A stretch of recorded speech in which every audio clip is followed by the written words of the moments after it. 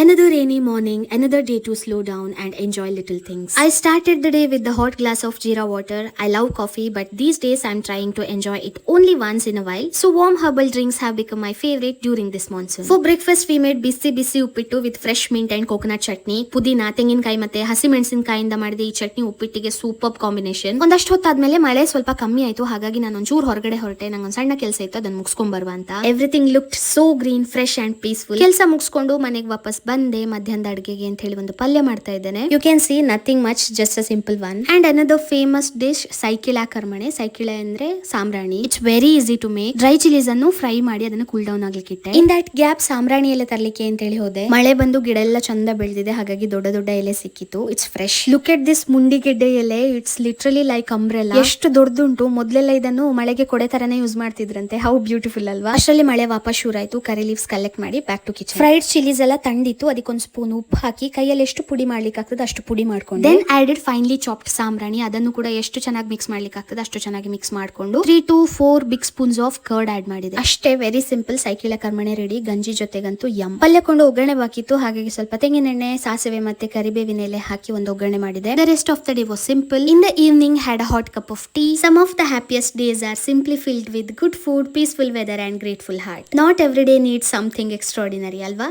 That's it for today. Thanks for watching. By.